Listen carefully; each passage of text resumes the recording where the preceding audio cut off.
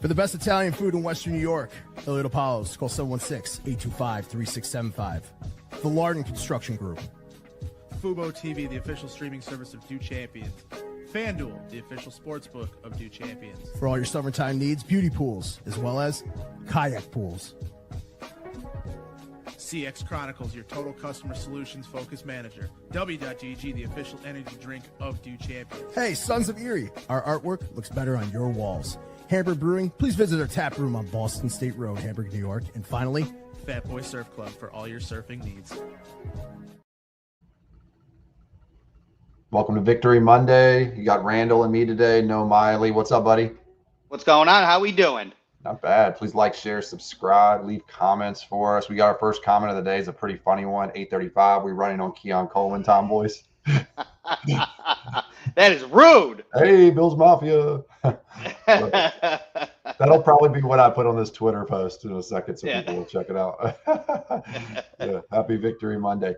Yeah, so let's get right into it, man. I want to talk about this game. Well, I think this is a pretty interesting game as far as like what happened and how it kind of came about and kind of what the schedule or the plan going into it was. I think it was pretty obvious to see what they were trying to do. And I don't mind it, honestly. I think that WGR had said it better today that, you know, if you're going to live with this, like, you know, Thanos-esque quarterback who can just kill everybody in his wake, you might as well go ahead and unleash him with the whole Infinity Gauntlet every single time. Like you're going to have some mistakes and issues. And I think the two mistakes he made in this game, I don't think were reminiscent of his old Josh Allen necessarily. I think he missed the read on Ty Johnson. That was obvious, even on the TV, just on the TV in general. Then on the other one was that push pass that they had no answer for the blitz to start this game. And he got caught the first time and got out of it. The second time, they came out so clean. I mean, Edwards didn't do anything to stop him. And it's like, I know that Allen calls his own protections out. Maybe he misses them sometimes, but also the line kind of has to be aware of this. I don't know if it's because we're in a zone blocking scheme or whatever it may be, and they're just kind of focused on their task at hand versus like having their head on a swivel. But the left guard needs to have his head on a swivel a little bit more, especially backed up in our own end zone and a clear passing down. Like, be aware of your surroundings. If you think McGovern's getting beat, but you're going to let a guy go free, don't double team McGovern's player. Like, get your guy, solidify your cap. So I think part of it was that. And then Allen was just kind of caught. And I was kind of looking at it going, he's going to try to make something out of nothing here. And I think he had a chance to do it, actually. It just was in a muddy area of the field. And again, we only lost 3 points out of it, is what it is. Which is crazy. Which is crazy. They didn't score there. Josh Allen did admit that he moved the protection on that. So he did not identify the protection. So that is, I do agree with you with the head on a swivel, which you certainly should be, especially because Edwards moved to the right and there was two guys already on that D tackle right there. So so just push yourself over, kind of improv that. But Josh Allen did admit to that. But go ahead, keep going. That's what it felt like. It was the wrong protection call on his part. He either just missed it or called the wrong one, didn't identify the mic or didn't identify the blitzer or whoever it was at the time. However, like you're saying, like, I think as a professional, you kind of need to be able to have your head on a swivel a little bit and be able to take care of things and ad-lib it a little bit. You know what I mean? I know that wasn't 100%. Maybe his job at that point, but you got to know when you're letting a dude in free, and it was pretty immediate. So, like, it's not like he couldn't have pivoted a little bit, like get a holding call or do something. You know, I guess that would have been a safety. I would have rather had a safety, you know. And Allen probably should have taken the safety there and just kind of let it roll. For sure. Man, I thought that they came out in this game like with a totally different game script. They had the screen pass bottled up immediately every single time they threw to Shakir. I also think Shakir's kind of hurt still, and he's not really playing at full strength. He looked slower than usual, but they had it snuffed out every time. They had a clear plan to stop the screen passes and to stop the run, and they did a good job of it, especially with that D line. I mean, they've got a lot of players on that line who can fill up the middle and stop. Because most of Cook's runs actually come up the middle. They're not like, I mean, I guess we have the toss plays occasionally, but a lot of his plays are right in the middle, like kind of counter play. You know? They were ready for those HB tosses. Yes, they were. Anytime that HB toss came in, it's like they knew it, like to a T. And I don't know. I made a joke before, like I was like, Brady saw that the HB toss worked 3 games ago, so now he's going to spam it this game. You know what I mean? Like that's what it felt like. Riddle me that, right? Yeah, riddle me that. So I thought the spamming was a little better today than it has been in the past. I think sure. he ran. I think that they had a plan in place. They were daring us to throw, and Mm-hmm. I honestly think if Keon was playing, we would have been unsuccessful at doing it. Because 100% I don't know how many agree. times we run 13 personnel, it's Keon. We run 12, Keon's the X. We run anything that's in kind of a run-based formation of any time. He's always the guy on the field 60 to 70% of the time, unless we're just in a weird situation. And the first time that deep ball to Mecole Hardman I think it was in 13 personnel. He was the only receiver on the field. Yep. Either that or 22. I can't remember. But Shakir was there as well. Was he? Okay. Yeah, I didn't see him yeah. on the field. I think it might have been 20. I think it might have been Maybe 21 personnel. Maybe is that what it was? Yeah. And I saw him out there, and they were like, I wasn't fooled. I knew what they were going to do. They knew they were going deep. As soon as they put Mecole in the game, I was like, and he's the isolated X. I was like, he's going deep. Not mad about it. Didn't work. I'm not mad about it. It let them know that we're willing to do it at least, which is half the battle at the end of the day. So, right. I thought that was good. I thought that they came out aggressive and they stayed aggressive. They were great about pivoting away from the run when it wasn't working, which we never do that. We always stick with it way too long, I feel like. But we ran the ball effectively when we needed to at the end of the game. Cook was really good down the stretch, getting what he could, and then they got him incorporated in the passing game. Also thrown to the running backs again. That's fantastic. I loved it. Yeah. I didn't see much of Jackson Halls in this game. I felt like I saw Latu more than him, but maybe I'm just missing it. They did, because they put him in the slot. Like Latu was in the slot a decent amount. A lot. And and that's where, because they've been using Jackson Hawes in 11 personnel running a lot more and then getting away a lot more from 13 personnel. So then you can it's a coin flip in 11 with Jackson Hawes on run pass. Yep. So I think that's where we kind of lost him in that ability sort of thing.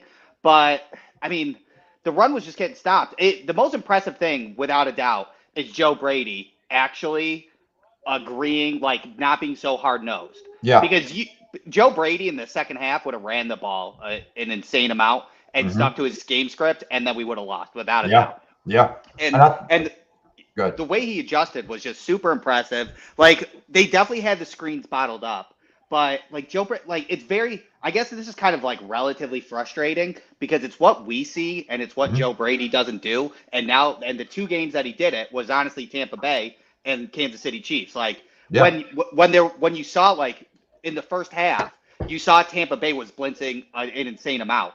And then when they used motion and Josh Allen saw that it was man coverage showing the motion, and then you saw blitz, that's when they used the screen, and that's when Ty Johnson got his.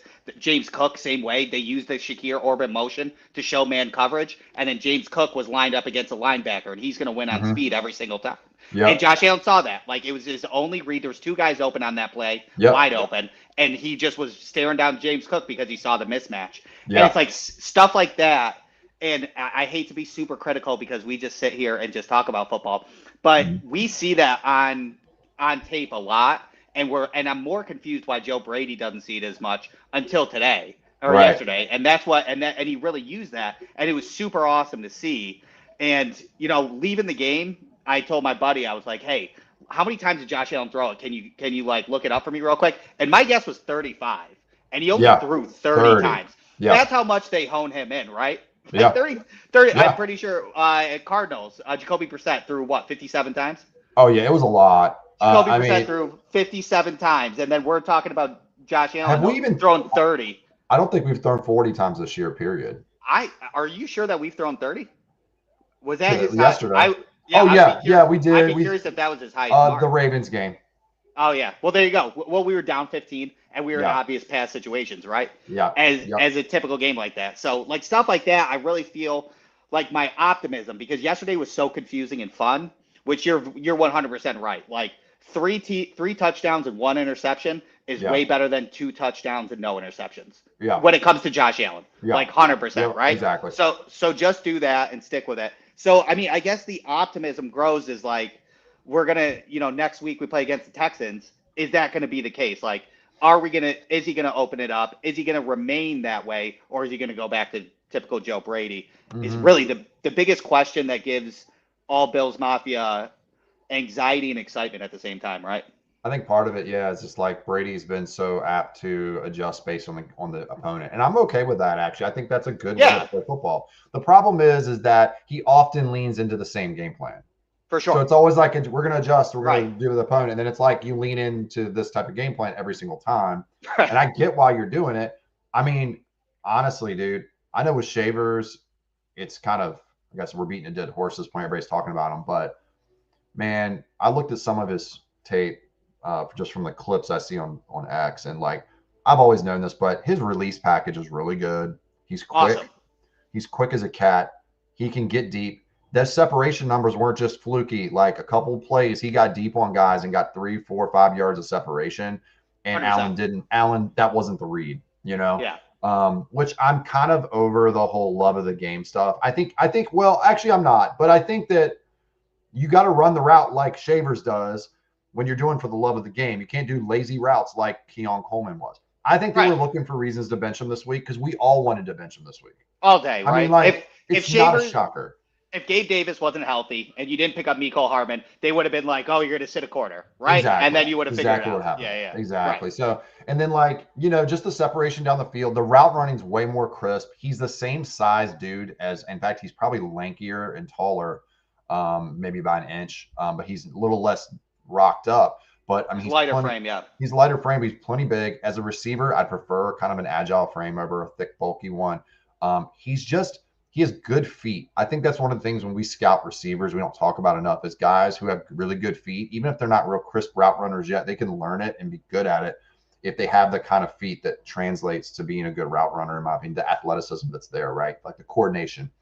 And Keon at times has that. The problem is Keon so often, he'll get a good release 1 in every 3 times, which is better than last year. And he'll get off the line. He'll beat the guy for a step. But then he loses leverage, right? And at the stem, he's clunky at the stem. Like he doesn't, when he gets down the field, he almost feels. I mean, I know he gets to top speed and then he gets caught because he's not overall, like his top end speed's not fast. But then once that happens, he's not getting good body positioning in order to make the play. And honestly, that skill set's such an antiquated skill set in today's NFL. You want a DeAndre Hopkins skill set when you need it, but you don't want to rely on it in any fashion. And we rely on it way too much with Keon. He has route trees very limited. 100%. And Shavers isn't a perfect player either, but he's 26 years old now. I mean, he's not a young player, but he's not old. He understands zone concepts. Absolutely. So, Keon does not. Right. And I agree with you when it comes to the frame, like, because I'm going through the wide receiver class for 2026, and Keon's what, 6'3", 214? 215. He may be up to 220 now because he added some muscle supposedly. Yeah, and then you got Shavers who's 6'3", like 195. He's like 210. He's listed at 210. He's 210. That's what it says. He's thinner than that. He's got to be like 205 then. He looks like 200 maybe. Right. Yeah, I know. Yeah, he's pretty thin, but he can block just as good as Keon. Oh yeah, we'll start there. Better blocker. Yeah, exactly. Yeah.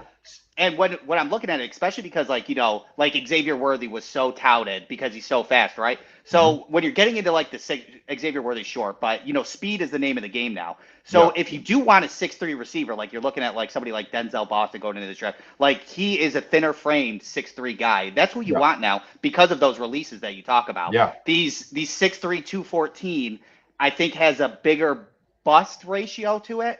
Because you're too limited in fast guys. If you have a cornerback that's running a 4.36, 4.44, he's going to cover you, and then you're just going to have a 50-50 ball at all times. So every single time. It is. Yeah. Tyrell Shavers is a better body frame in the NFL right now than Keon Coleman is. And then you even look at Gabe Davis, right? Mm-hmm.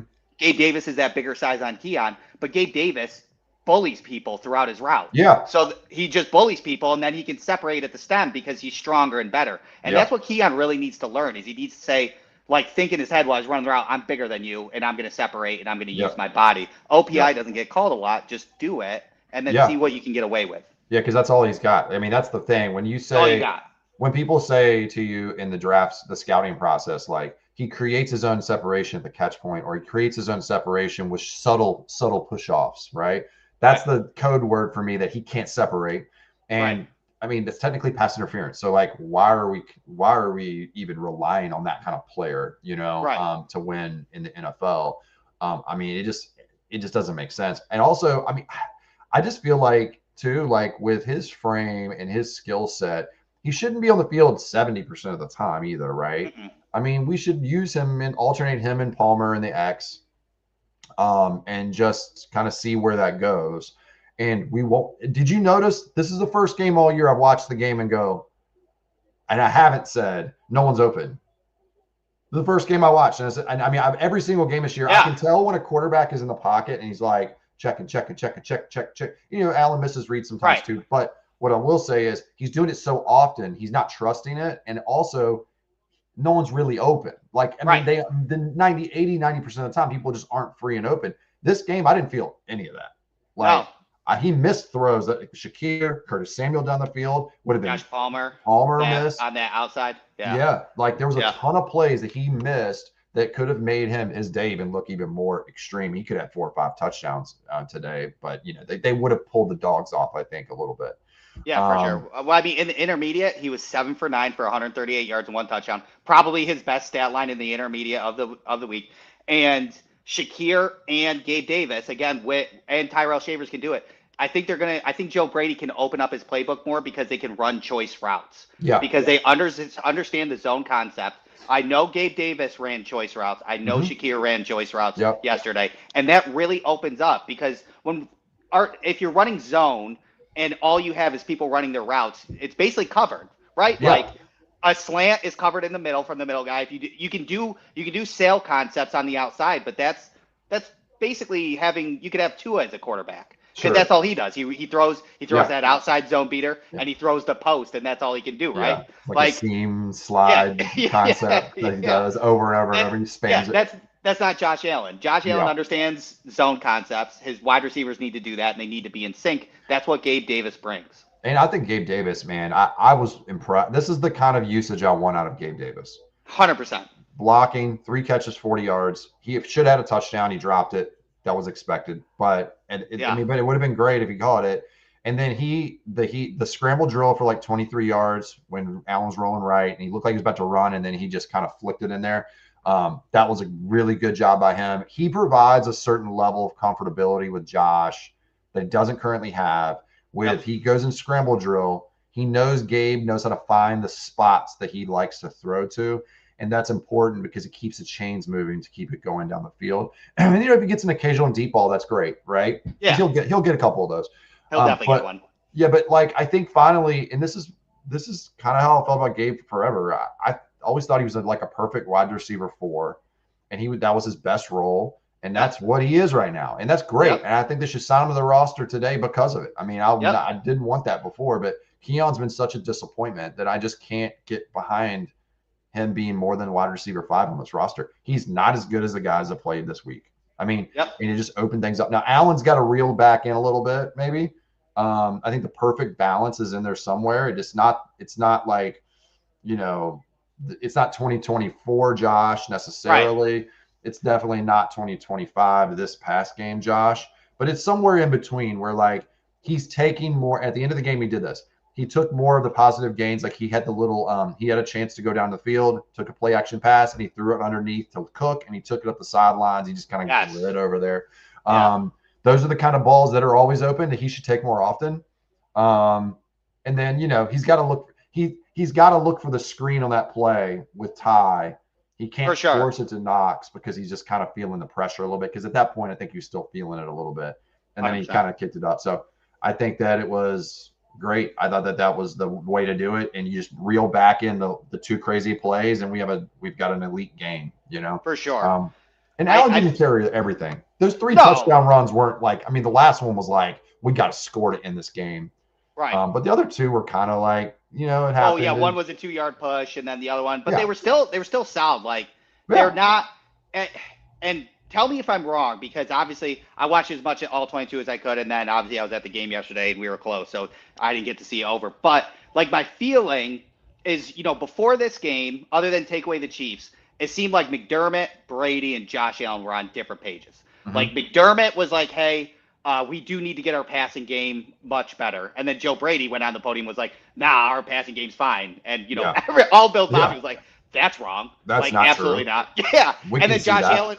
Yeah, Josh Allen is just that nice leadership, right? Yeah. I got to be better, blah, blah, blah, this and this and this. This was the first game where I feel like Joe Brady was like, okay, well, we have to fix something. And they finally got on a similar page. And now Josh Allen's going to evolve in what we need for this year. Because I feel like Joe Brady just never even was like, this is how we got to do it. Establish the run, short passes to open up the deep passes. Finally, Joe Brady gave in, and now Josh Allen was nervous throughout the game because he still was not fully in trust, but he started gaining that trust. And now, my optimism is week 16, it's going to be a well-oiled machine. If we trend that way, that's the way it should be. It's giving Josh Allen the more freedom that we even talked about in week 2, week 3, week 4, is letting him change the play at the line of scrimmage and letting him do his own thing and playing that type of football and letting Joe Brady just let the leash a little bit looser. Yeah, I think you're right. I think that, what we did in this past game just proves to me that it can be done, right? That was part of it. That I just didn't think that it could be before this. And that's part of the reason. The Chiefs was a little bit more structured. The way we won was very structured. This was not structured.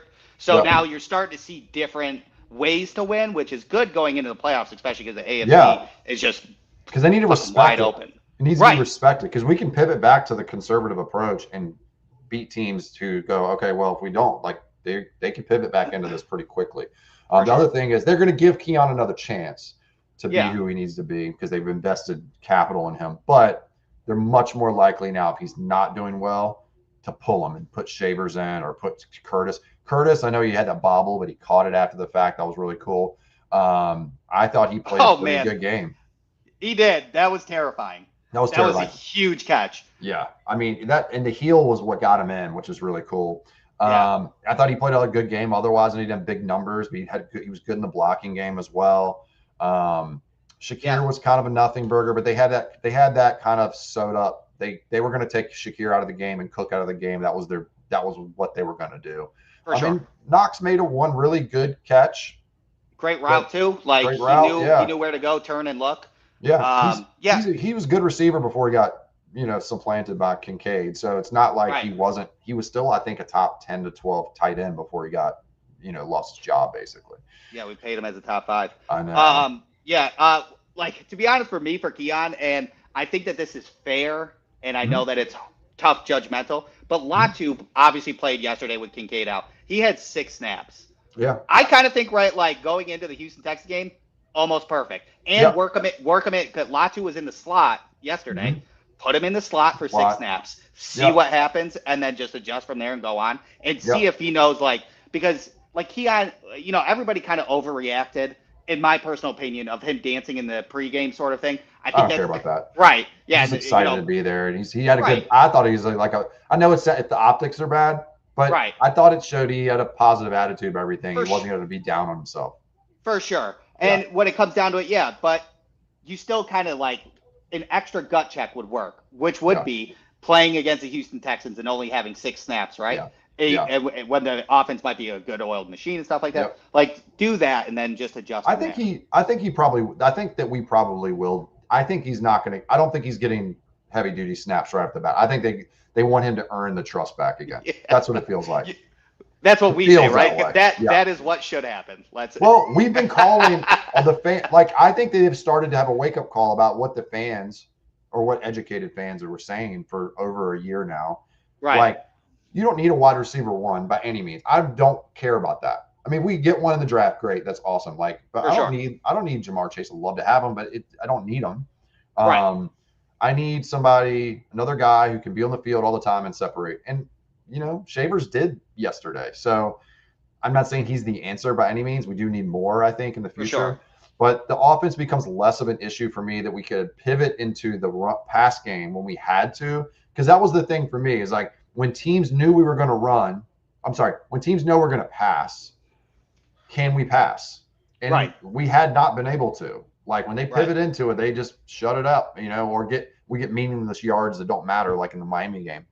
And we were able to lean into it this game, and we were going back and forth, and we needed to do it, and it happened. So, and I also, as a last point for the offense for me anyway, Josh's demeanor. I've been saying for weeks that Josh looks bored or uninspired. And it's not Haley or anything like that. It's just, I just don't think he was overly like excited. Like, it didn't seem like he was happy when he was playing in the games because it was such a slog out there on offense all the time. And and in addition to that, he wasn't able to be himself because they weren't allowing it. So then you have like this double-edged sword. He's like, I can't be myself, but also the offense is not working. So like, I want to be myself and I can't because they won't let me do it, or because they're not calling the plays to do it. And I don't want to speak up and say this isn't working. You know, he's not like your Aaron Rodgers or Peyton Manning type where he's just going to tell you, or Brady. So not yet anyway. So I think that was just his demeanor change. I felt like he was pumped the whole game, and that wasn't a division game or anything like that. I just thought he came out and he was fiery, and that's what we were missing from him. And it's hard to keep fiery every single game. I get it. Like, not that easy to do, but just me at home watching, I was just like, oh, okay, this is something like, this is new-ish. This is old new, right? It's back.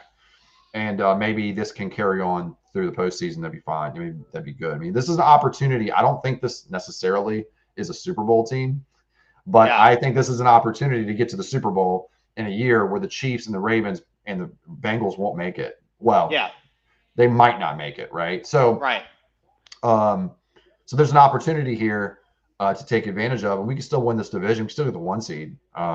We probably have to run the table or get one loss.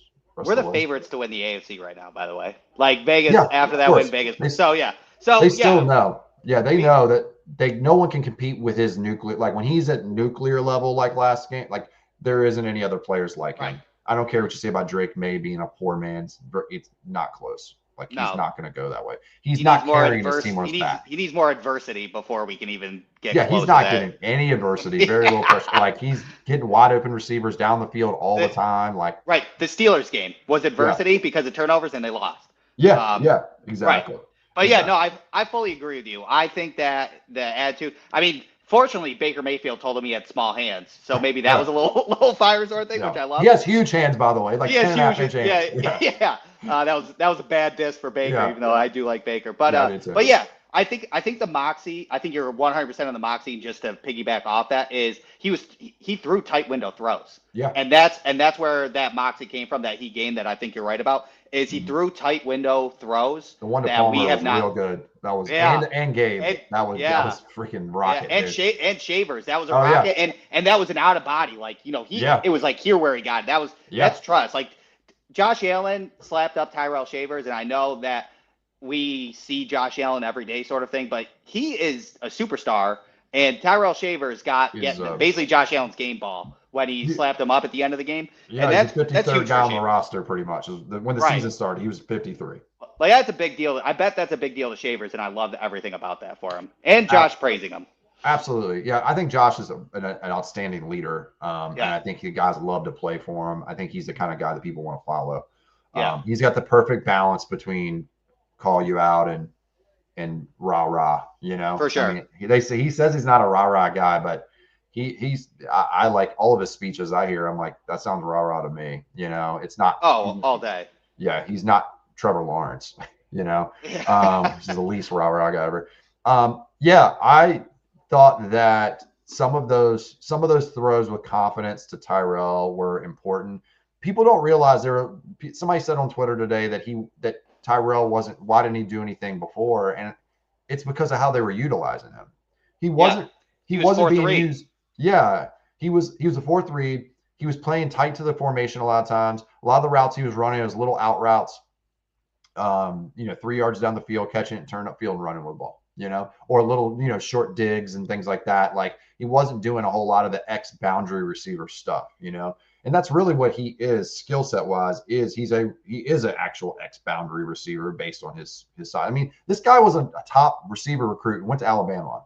Right. I mean, we're not talking about a guy who was, just went to San Diego State and that's it. Like, he left Alabama because, I mean, for lack of a better word, I think just the receiver room stacked, Right. Who knows what he would have come out with if he didn't do that. And he was very raw coming out. So that's part of it. Right. Yeah. But yeah, I think that the trust he shows in him. The fact that some people were saying Keon's hands are better, that's not true at all. There's Keon no drops evidence. passes all the time. Yeah, there's not enough evidence. Like, There's not really. Yeah. He might make a cool catch here and there, but that doesn't mean his hands are reliable or trustworthy at all times. You know, he's got good hands. It's not a bad thing for him. But you know, Shavers has very trustworthy, solid hands. If you throw him an easy throw, he's probably going to catch it. You know, that long pass was in the wind, crazy that was wind. crazy. And the ball was he a had duck. to adjust. It was a duck on a rope. And he had to adjust to it, and he caught it outside his body. So Yeah. I mean, there's not much you can ask for a pass and the safety was in his window when he was kind of swinging down. The right. safety's he's back of him was blocking him. So it's kind of 100%. like one of those things where you're like, all right, well that's about as hard as a catch as you can make. It's not maybe highlight your one-handed catch worthy real, but it's concentration wise is as hard as it gets, you know. Agreed. I thought the O-line was okay. I think Deion's kind of had a weird bad year, not a bad year, but like down for him. I feel he's a lot of penalties and weird stuff with him this year. I feel like he hasn't really played up to his potential, but I could be wrong. No, I agree. I mean, he had 2 false starts yesterday, which is too many for our left tackle, without a doubt. I'm curious. Him and David Edwards got into it, and that it was near the end of the fourth quarter, and they got like in a scuffle, and they were arguing with each other, and then Spencer Brown broke it up, and then they hugged after, like, you know, they made up and stuff like that. But the question remains is, why were they? Because as we've talked about countless times on the show, is that the only negative EPA James Cook has is in between David Edwards and Deion Dawkins. Yeah. Deion Dawkins obviously is the heart of our offensive line. So, and he's my favorite player, so I'm not taking anything against him. But the question remains, is he accepting criticism when he's such a great leader? But I would not be surprised if some of this run deficiency to the left is on him. And the lackluster, he's gotten hit with some bull rushes that he has not anchored down for. So is it Deion Dawkins having a little much issue on criticism, or is he? I don't know. Honestly, I kind of like your word on it because I don't know what's going on over there. But I agree with you. Spencer Brown's having a better year than Deion. Oh yeah, Spencer Brown's having an all-world year. Like he looks fantastic. Right. Like I'm with Miley now as far as like where I would rank him. I mean, he's top 3 probably. Right tackle. Yeah, that's what I'm thinking. For sure. At least top 3. I mean, he's a beast. I mean, he's such a freak too. Like you see him and he's not fat. He's all muscle. No. He's lean. He's got his stomach. His waist is probably a 32-inch waist. He looks like a freaking animal. Bobby Boucher shoulder pad sort of thing. Like he looks like a grizzly bear on the football field. You know. But I thought, there's nothing wrong. Deion's fine. I don't have any issue with it. I think part of it is just maybe the way him and Edwards work together might not be clicking like it needs to. Right. And that's probably what we're looking at with it, running in between Deion and Edwards being the only negative EPA for James Cook could be a result of just them not being. And it's also because Deion sets up wider than any tackle in football. They've done studies on this stuff. But also because they just don't work that well together. I think he needs what we'll probably see is Edwards gone in the offseason. That would be my guess, which is maybe even McGovern. Yeah, which is kind of like okay, sort of thing. Like, but is it like I'd rather Deion not make that decision, to be honest with you. I think it should. Is he under contract, Edwards, next year? No, I don't think so. Is he done? I'll check for you right there. But I mean, it should be all trust in Cromer, and everybody should just listen to Cromer all the time, to be honest with you. But I'll look that up real quick. Yeah. And then while you're doing that, Bills fan 288-28282. We stink on the road because at home our offense can communicate and gain information through motions. Allen hasn't thrown for 200 on the road. Besides Miami, garbage time. Josh needs to set protections better. My big criticism when Josh pushed pass was Bro didn't protect. Okay. Yeah. I mean, I think that part of it is, every quarterback's going to be worse on the road based on the noise factor. Allen's been fine on the road his whole career. I mean, he's played in Kansas City Chiefs in the playoffs and AFC Championship games and had 300-yard games and 3 touchdowns and no interceptions. So I don't know. I mean, I don't know if that's.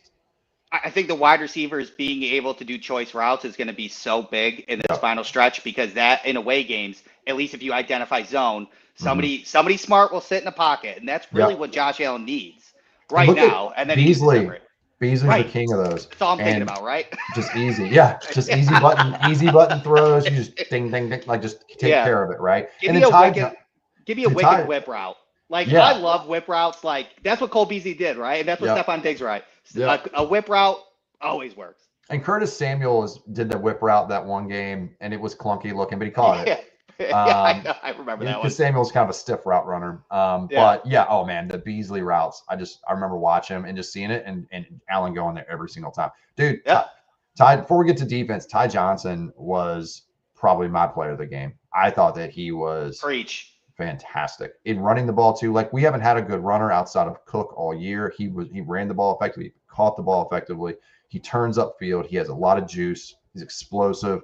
Like, he's been such a good. I'm so glad we signed him a couple of years ago, because I just thought that he was just another practice squad level guy, but he's really turned it up and become that number 2. And Ray Davis, special teams. Ray Davis was awesome on special teams. Let him keep doing it. Man. Yeah.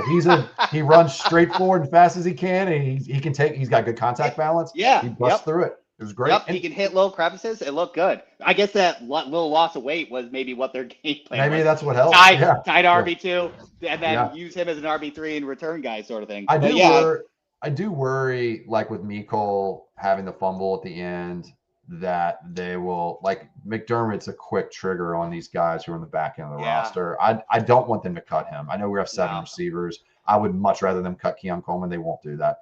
But he was limping hard at the end of the game. Yeah, and they might IR him. Yeah, for 4 weeks and just say, screw it, we'll IR you. We'll bring you back for the playoffs when we need that juice again, and he'll be fine. He probably only needs a few weeks anyway. 100% with a strain. But yeah, I thought his first return gave us some life, and then really set us up in that first drive, because we needed it. Like, we needed it. When we needed some motivation at that point, because we were backed up on that first drive, and I could tell, I was like, they need something to spark them right now. And he was the spark, the original spark for it. And then they kept 100%. It going. I mean, man, not having Codrington on the team is like a super plus. Like, I hated that pick. Just because you're a good returner on like FCS football or whatever he was playing. And then you're like, let's trade for him and get rid of the guy who was actually really good in college. He just had a mess up in the preseason, Hardy. Right. That was the only reason that they got rid of him. He had that one really rough game, and then it ended up just biting in the ass. So, yeah, if we can keep that kind of special teams up, we'll be fine, no doubt. All right, let's get into the defense, because I think that was the bigger problem of the day. What were your thoughts? It is concerning.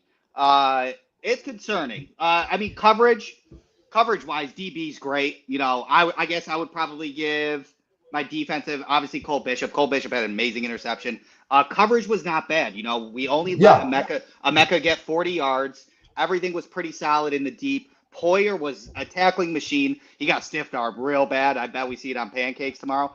But he's not great in coverage right now either. But But at least he's that body there with that veteran presence, because Cole's really responding well to Poyer. So I love that about it. You know, Trey White and Max Harrison still went 50-50 snaps, which was surprising to see. I do think that Max Harrison will eventually run into it. I think the reason they're still doing 50-50 on them is they still want Trey White being there, being like, hey, like, sure, coaching him on a constant basis. I think it works. I think it's worked fine. It's working, exactly. And then Trey White is great at run defense as well. So when Trey White identifies those, he's available in those run defense, which is great. The defensive line is just, I don't know what we're going to do. I don't know why they put TJ Sanders on the edge. That was bizarre as hell. Joey Bosa probably shouldn't play Thursday so he can get 2 full weeks. He needs rest, man. It's not him. He's just tired. He needs rest. I'm not putting on Joey Bosa. Yeah. I would literally, if I was McDermott, send him home and be like, hey, take 11 days off, and then we'll see you next Wednesday. Yeah. Yeah. And that's it, right? And then just be with your family, do your thing. You don't need that much tape. You can watch tape at home, blah, blah, blah. So go on there. Thank God Daquan stripped out that ball. He didn't have a great game after that. I kind of think, like, at this defensive line rotation, we might as well do it like what we're doing with the wide receivers, like they said. Like, we're trying out different combos. Yeah. Because Morgan Fox should get a look. Like, he's I think he'll get called up this week. Right. I think so, too. TJ Sanders made me angry that they put him on the edge. I don't know why they did that. I think that messes up his development coming back from IR. Yeah. I think they should stick him at 3 tech and then figure out the outside. But I think the defensive line, I think they were trying to give Bosa a rest there. Yeah, but still, I mean, it just looked ugly. Not a lot of options. Yeah, my concern, 11 pressures, 1 sack, 2 QB hits. I'm not overall concerned on the I regular can't believe season. 11 pressures were almost. We had 11 pressures yesterday. Yeah, I mean, let's cut that by 75. So like probably there was probably 7 meaningful pressures, right? Maybe, yeah. Probably seven Didn't meaningful feel it at pressures. all. Yeah, I felt Right. like 3 was a number, but Yeah, and that's but just setting. that's probably right. Yeah, that's just setting up for a recipe of the same postseasons that we deal with, right? The defense allowing 30 plus points and then Josh Allen needing to score 40 points. And it could be the same song and dance. And that's what just concerns me a little bit. Yeah, I feel the same way. Like, this is why I kind of look at analytics and things like that in a like different kind of context sometimes. I think we're like with pressures and like Josh's EPA per play might have been worse last game than he did in a game where he had 200 yards and 2 Right. touchdowns. Yeah. And you could feel the impact different, right? There's an eye test that matters. For sure. I think we're all the pressures. I think the way they count them is kind of funky. I don't see it being something that like, I mean, you can make it some games that you can feel it, be like that makes sense. But like, I didn't see that many pressures in this game of like that we really affected Baker. Baker got out of the pocket too often. I thought Terrell Bernard, even though he's praising him for this great game, I still see him taking bad angles. He doesn't look full speed. He's doing Matt a lot Milano. of. Yeah, Matt Milano looks real pedestrian right now. He wasn't even around the ball, which is kind of different from him. He looks lighter too. I don't know if you've noticed that. He definitely looks lighter. Yeah, like 20 pounds. Yes. He looks small now. Like 100%. He doesn't have the guns anymore, it feels like. No. Cade Otton was blocking him like pretty easily. which was bad when it came down to it. I mean, just like standard. He was not a good spy, and he was not setting the edge well when he was helping out in run support. So I'm almost thinking the D line is almost less of the problem than the linebacker core is when in the other safety position. I know Poyer was all over the place, but I'd love to have Bishop in kind of a more of a strong safety role and have another guy there. I mean, dude, Simmons is still out there. Like, there are guys that are still in the way. I tend to agree. Yeah, like, I mean, go do something. I know you like Poyer, but he is a deficiency with this defense. I know he had 12 tackles or 11 or whatever, a lot of tackles. And he was around the ball quite a bit, but he was also kind of chasing a lot, things like that, Picking up the slack for run support, to be honest, like, like being that last line sort of thing. Yeah, because the linebackers weren't really doing it. I think they're still having bad problems with tackling, filling gaps, knowing their assignment. You can see it. And that's the difference this year. Like the numbers may look similar to years past, but this is way different. This juncture of the season where we just can't trust them at all. When it comes to tackling and just being just sturdy in the front on their front. Because like I still see Deion Walker making plays. He's kind of out of position though too. Like, him, he's not a one tech. I mean, he's big, but outside runs are the brutal aspect of it, right? Because with his stature and his height, like obviously in 2024 before we drafted him, pad level was an issue. But even in 2020, but that was because of his back. But in 2023, he still had an okay pad level. His pad level gets destroyed when he's running laterally, and then he can just get kind of moved around quickly in that department. And honestly, like Groot's has not had a good year, and I don't think him or Bosa has not done this well at all, or setting the edge well at all. I think they're both been pretty poor in run support, which is part of the problem why people are getting around the tackle. And then, like the one play, I almost preferred Bosa did this. They kind of got him off balance, and he was kind of like the running back was in the open field, and he kind of got turned around a little bit. Instead of like diving and trying to get the tackle, he kind of backed off a little bit. And I know it sucks to say that. I think I saw that. But with his injury history, I almost prefer him not make an awkward move to tackle a guy and just keep him healthy in some way. And the guy was already 5 yards down the field. I guess trust your defenders behind you. I don't want that in the playoffs, but like in that game, it almost felt like, protect your body. I don't want you blowing an Achilles, turning your body the wrong way and trying to get explosive. People say Ed Oliver's coming back. I have my doubts about that. I don't think he's coming back anytime soon. I mean, people are saying playoffs. I think more like maybe the Super Bowl. That's kind of maybe the Super Bowl. Maybe, and that's and even then he's not going to be 100%. Right. Bicep injuries are no joke. I know tons of people that have blown their biceps out. not fun, and it's also it's like when we were waiting for Daquan Jones to come back from the PEC, right? Like once we got him back for the playoffs, wasn't himself, and he wasn't the impact that we thought. Chest and biceps and your back are all integral when you're trying to tackle people, and those are just, they're going to get extended and stretched a lot of times. That's how Milano tore his bicep 2 years ago or whatever in training camp. But yeah, I don't know. I think Shaq Thompson was full practice day. He was full last week too, though. Remember? What? Oh, the end he was full, but I think they were trying to save him for Thursday. Yeah, I think so, because definitely TB, Thompson, and Dorian, I think is a way better linebacker core and helping in run support than with Milano in when it comes down to it. And we played a good amount of base. And Milano, I think Milano will eventually he'll give you a game or two throughout this year, for the remainder of the year, I should say, where you're going to go, he's back, But the majority of the time, he's going to look like he did yesterday. He's just old. I mean, that's where we're at now. It's the same with Poyer, Milano, same place. Injuries added on age make you 3 to 4 years older. They've stolen their ability to do things. So, man, Taron Johnson. Let's talk like Taron Johnson is not playing good at all. Dan Lewis looks good. Cuttable bad. And I'm not saying we're not cutting Taron Johnson, but we paid him money, and his coverage is bad. Very bad. So I'm very concerned. Like, Cam Lewis is undersized. Like, he had 18 snaps. Taron Johnson had 35 snaps. You should really just flip that. Yeah.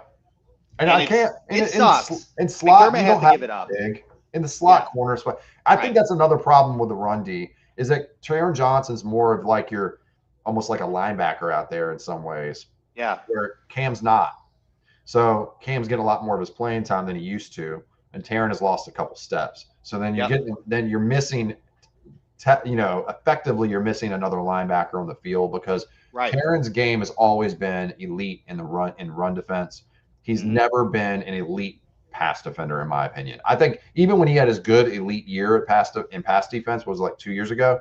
Yeah, I still saw a lot of holding the guy. He gets incomplete. They don't call the flag, and that ends up being a PBU for him. But it probably should have been a pass interference and a DPI. So I think that's part of it. And then, like I said, having another safety up. Bishop has been awesome, best player on the defense, but they've got to get another guy back there that can tackle and that can run, because eventually Poyer is going to be a big liability when we play some of these other teams, and it's going to be tough with just having him out there. And that's it. And Hancock, they don't seem to want to give him any more playing time. They've kind of scaled him down, I feel like.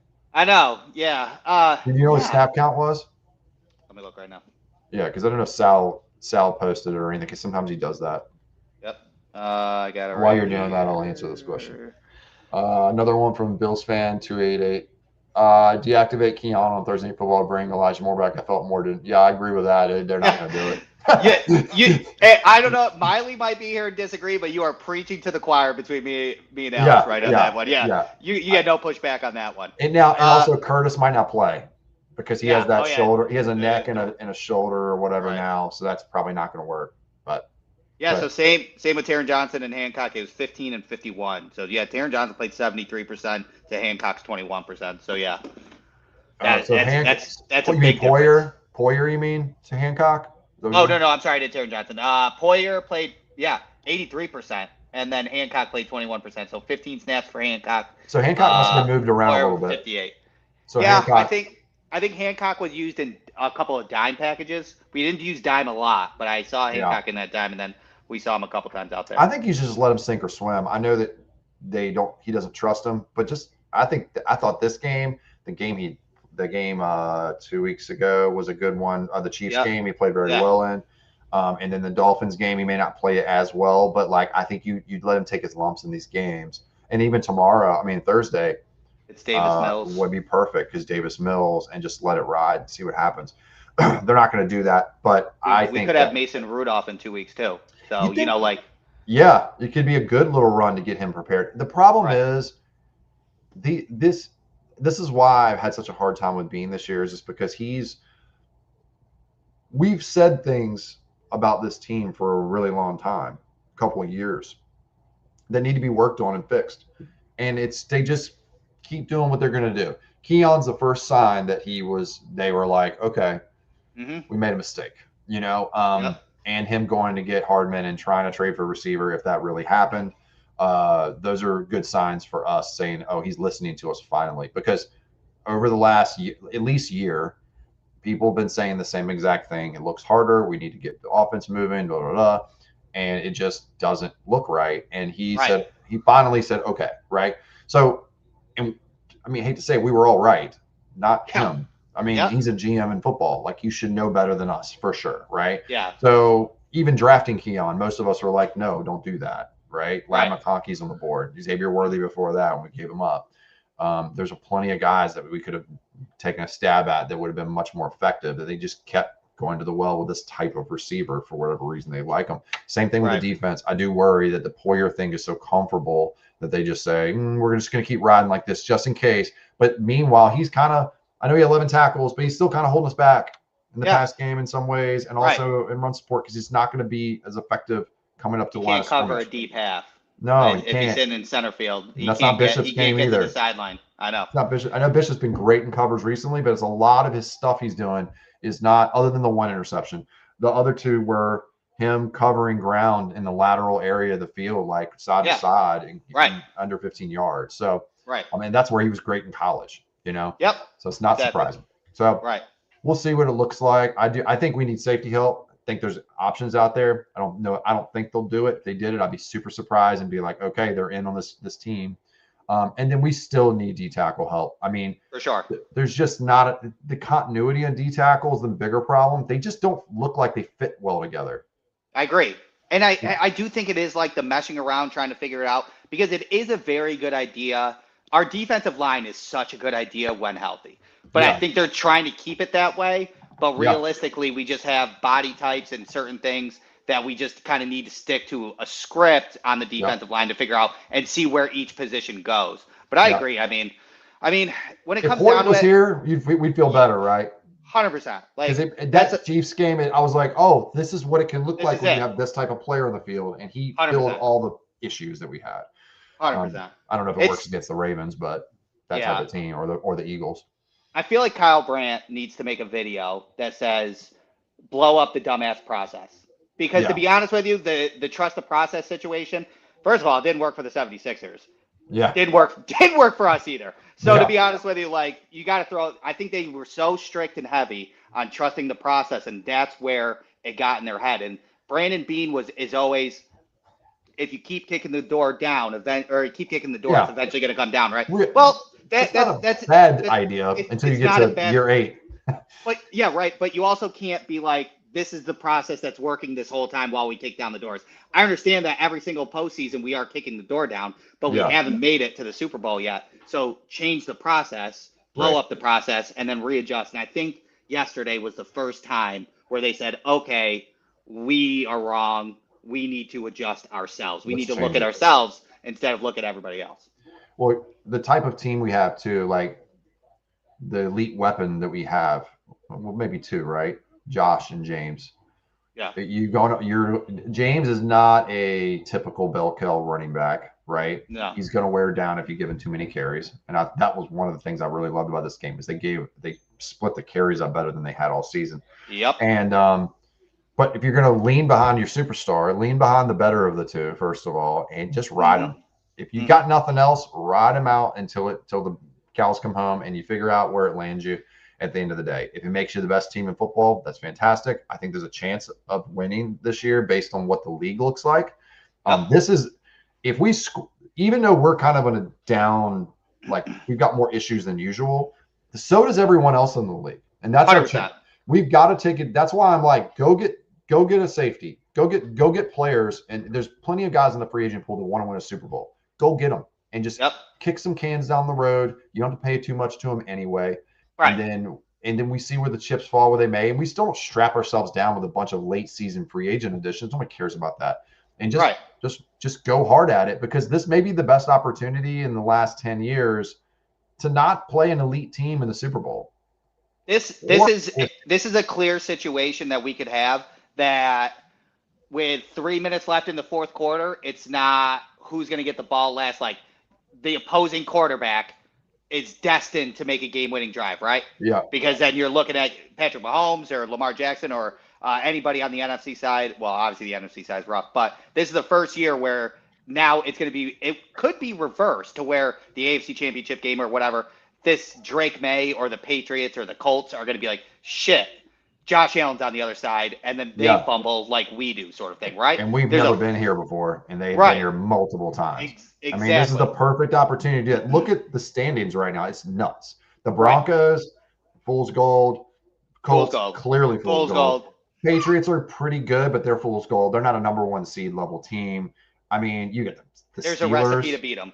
There is. Yeah. And the Chiefs might not even make it. Like, you got to take advantage of this because next year, we don't know if it's going to get any better for us. We don't have a lot of cap space to go invest in a ton of high-end players. I guess they could kick cans down the road and do it, but it's not necessarily a foregone conclusion. Right. So exactly. Go do it, man. Just go. There's guys, dude. There's a lot of safeties that you could get. I think that would fix a lot of the issues that we have. We're not having to compensate all the time. The corners, I think we've kind of figured that out. I'm okay with the corner.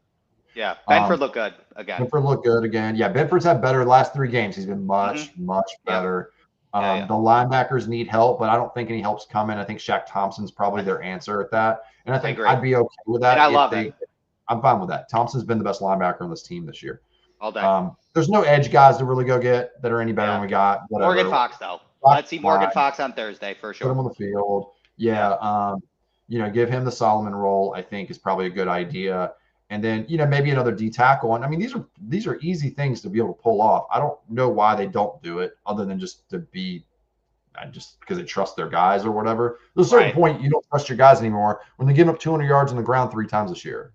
Listen, TJ Sanders is playing edge.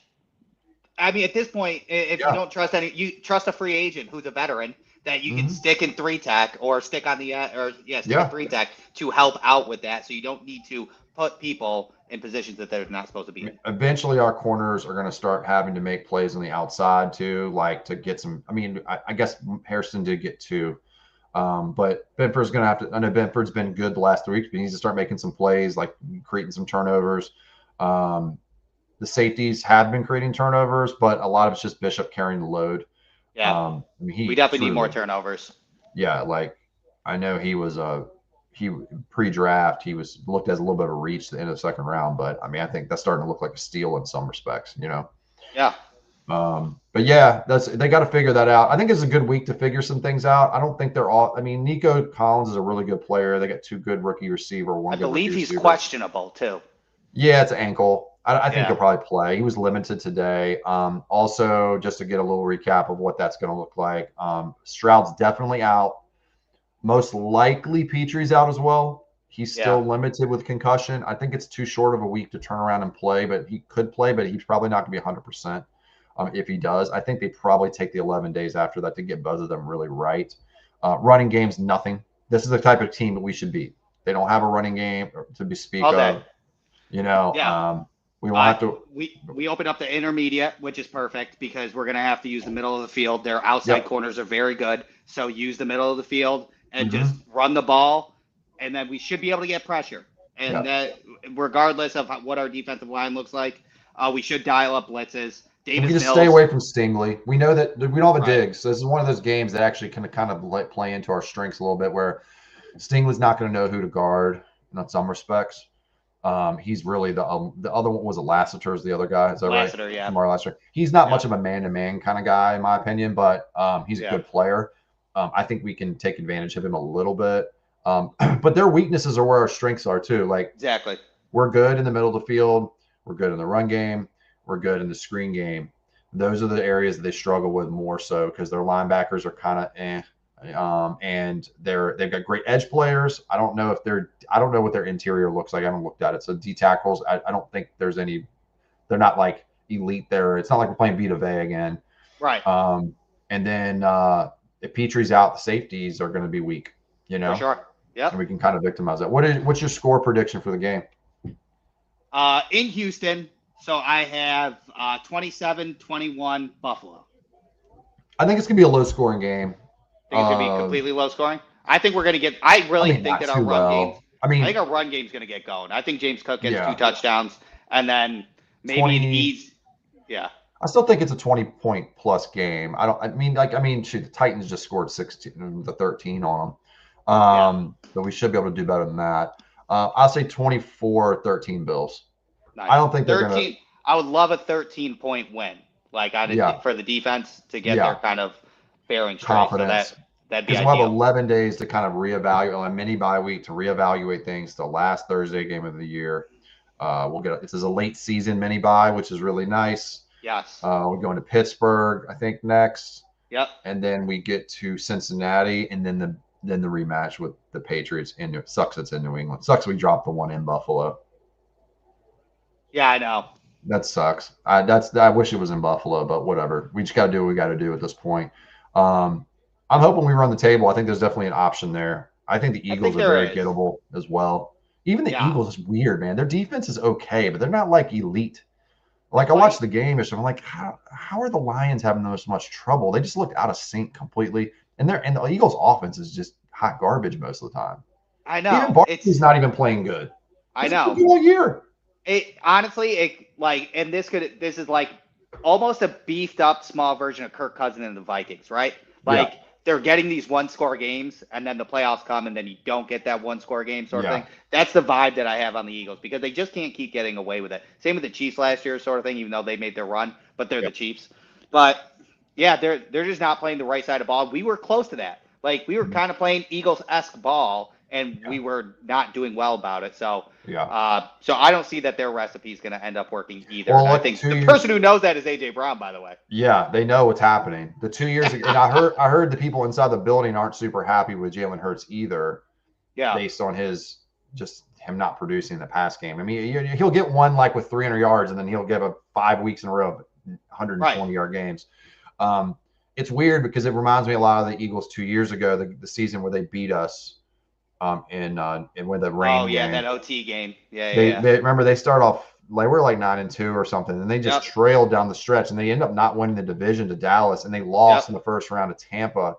That's what it feels like a lot. Like it feels like the wheels are about to fall off of the train. The bad thing this year is no one in the NFC East will challenge them because the division sucks this year. So they'll take that 4 spot. They'll still get the 4 spot, get the home playoff game, but I think the wheels are coming off. I think the Rams are a little overrated as well. Like they got 4 interceptions and still won by 2 points the other night.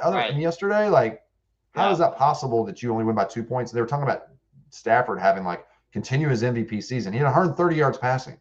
Like, I know. That's not an MVP game. He had 2 touchdown passes. I wish they would do that for Allen every time he throws for 150 instead of telling him he sucks. Yeah. Praising Lamar's win at 137, 0 touchdowns and 2 interceptions, right? Oh, God, dude. Oh, my. This will be the last thing we'll talk about. We got to talk about this before we go. Dude, this whole Lamar thing, yesterday he played god-awful. He threw 2 picks, a pick 6. And they're still defending him online, and they're still talking about the Josh Allen push pass interception like it was some big deal. I'm going, dude, like, scored 6 touchdowns after that. He scored football yesterday. I know. Like, it's just straight awful. Like, and the Browns do have a great defense. I'd give them that much. And the Ravens don't know how to play against the Browns for some reason. They do have their number a little bit. But Lamar hasn't looked right since he's been back. No, he hasn't. And he's been limited in practice, so they're just kind of trying to roll him out for sure. Well, he can't run like he used to. Well, he can, but he can't run like he can. Right. Because of it. And the AFC North is so wide open, like because the Steelers now are kind of obviously frauds as well. So they're limping in as well. I mean, Mason Rudolph. Yeah, like the A-Rod broke his wrist. The AFC is so bonkers right now. It's impossible to go predict. All in. You have to go all in. I'm not the all in guy. I've never been the all in guy. I hate the all in stuff. I've never been the big Rams proponent and how they won the Super Bowl, the Tampa Bay Bucs. Right. But damn it, dude. Now that's why the trade deadline I was so eager to get something, and I was so disappointed it didn't happen. Now it's like go into the waiver wire and get more guys. I know they went and got Mecole, they got Fox. Great. I think those are good additions. I think Fox can be a poor man's Hoyt. Hardman gives us some deep speed and some return ability, hopefully in the playoffs now, probably. Now go get yourself a safety. Like, stop being so beholden to these guys. Poyer will understand. Trust me. He was on practice squad like 3 weeks ago. Right. Like, exactly. Like, you have to cut him. He's probably getting tired. Let's be real. Yeah. He's beat up. Getting exhausted. Dude, if you want to do it, cut Franklin. No, not Franklin. Franklin's good on special teams. He'll never cut Yeah, him. he is. He's too Oh, good. Hamlin. Yeah. No, Hamlin's already on IR. He doesn't Okay. cut him. Who else we got? No, it's the guy. Damn it! God, I can't think of his name now. The corner, number 46. Ingram. Oh yeah, I know. I love Jamarcus Ingram. I love Jamarcus Ingram too, but he has not been that great when he's been on the field this year. No, and I would rather have a really high end safety and figure out the fifth corner on the roster. First, no, I agree. You know? I agree. Just run with 5 safeties and then call it a day. But no, all right, you got anything else? Nope, I'm good. Go Bills. All right, go Bills. Please like, share, subscribe, and we will see you next week.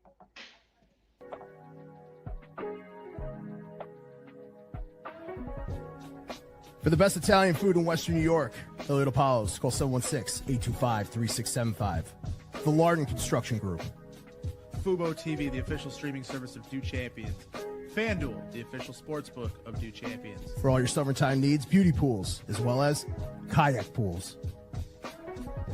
CX Chronicles, your total customer solutions focused manager. W.GG, the official energy drink of Do Champions. Hey, Sons of Erie, our artwork looks better on your walls. Hamburg Brewing, please visit our tap room on Boston State Road, Hamburg, New York. And finally, Fat Boy Surf Club for all your surfing needs.